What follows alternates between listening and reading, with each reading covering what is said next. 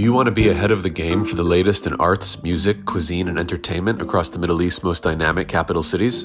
Al Monitor is proud to launch our City Pulse newsletters, focused exclusively on local news, starting in Riyadh, Dubai, Istanbul, and Doha. Each week, our on-the-ground writers in these cities cover the latest cultural happenings and trends, so you have everything you need to know for the best local experiences. To subscribe for free, go to almonitor.com, that's al-monitor.com, and sign up on our newsletter page. Welcome back to the Al Monitor Brief. I'm Adam Lucente. Newly returned U.S. President Donald Trump has made tariffs a cornerstone of his economic policies. On Tuesday, the U.S. imposed a 10% duty on imports from China, prompting Beijing to respond with retaliatory measures. Plans to impose tariffs on Canada and Mexico were paused this week following border security deals between Trump and Canadian Prime Minister Trudeau and Mexican President Sheinbaum. Though the president has not placed any tariffs on the Middle East since returning to the White House, the region could very well be affected by the measures, especially given its growing economic ties to China.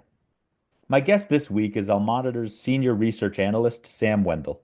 Sam takes us through ways the Middle East could actually benefit from a U.S.-China trade war, the possibility of tariffs on the region, and which countries might be most affected by Trump's trade policies.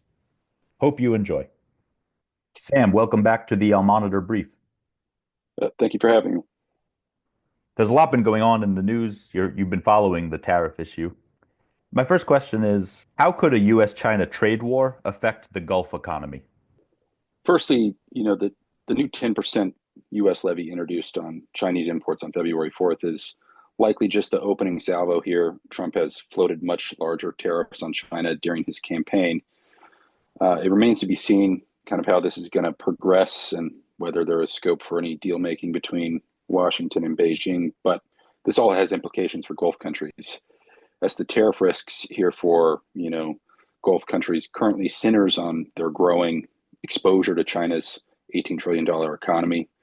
So if spiraling trade spats kind of further slow China's economy, it's going to weigh on energy demand, and that's going to impact Gulf oil exporters. And also it could impact OPEC Plus's plans to unwind production cuts here in the next few months. So, and this would also come at a moment when, for example, like Saudi Arabia is already boosting borrowing to cover, budget gaps amid big spending and low oil prices. So this is going to have ripple effects in the region. But pulling back a little bit, the risks here aren't just about America's rivalry with China. This has been going on for years. The big risk here, I think, is about a multi-front trade war. We saw Mexico and Canada strike deals to delay for 30 days.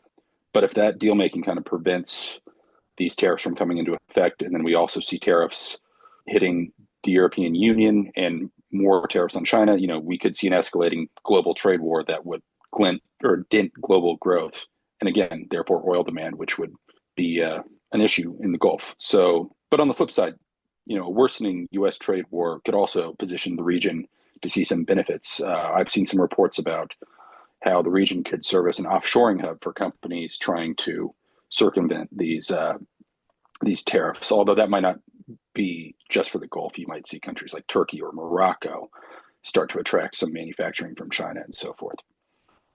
And if the U.S. were to impose a tariff on all U.S. imports, what Middle Eastern countries do you think would be most affected by that? Middle East countries obviously aren't the targets of these tariffs, which insulates them generally from this chaos for now. But as candidate, Trump did float a universal tariff of, between 10 to 20% on all U.S. imports. And if that were to happen, that would potentially ensnare about $200 billion in bilateral U.S. Middle East trade. But looking closer, we have some countries in the region that do very little trade with the United States, like Yemen, for example. But then you have Israel or Saudi Arabia. These countries have bilateral trade with the United States, in the 40 to 50 billion range, including Turkey also around 40 billion. So, that would potentially impact some significant trade. But it remains to be seen whether these universal tariffs are going to come into play. And you have to consider that, for example, Israel and Saudi Arabia have strong ties with Trump, which, again, will probably insulate them from tariffs. But on the flip side, you've also seen Trump appear very willing to use tariffs to try to bring countries to the negotiating table. So it'll be interesting to see whether he eventually deploys this strategy in the Middle East at all. Don't go anywhere. We'll be back with Sam Wendel after this short break. Today's transformation of the Middle East is at the center of global geopolitics. Whether you're an analyst, diplomat, executive, or academic, you need the best reporting and analysis to understand what's really happening on the ground and what it means for the world. Al Monitor is the award-winning independent leader in Middle East news.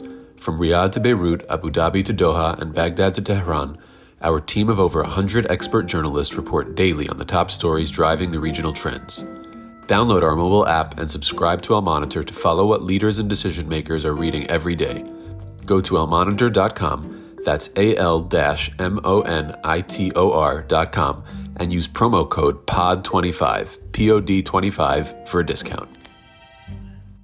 And finally, you've done some very interesting reporting on the metals sector in the Middle East and how that's growing. How could the Middle East metals sector possibly benefit from Trump's trade policies? Within this trade or tariff turmoil in the last few days, I've seen some reports about how the region's metal sector could benefit. If U.S. metals buyers start looking to get around Canadian imports, the Middle East could be a supply source or a bigger supply source for aluminum specifically. In the Gulf, the UAE stands out alongside Bahrain as a significant exporter of aluminum.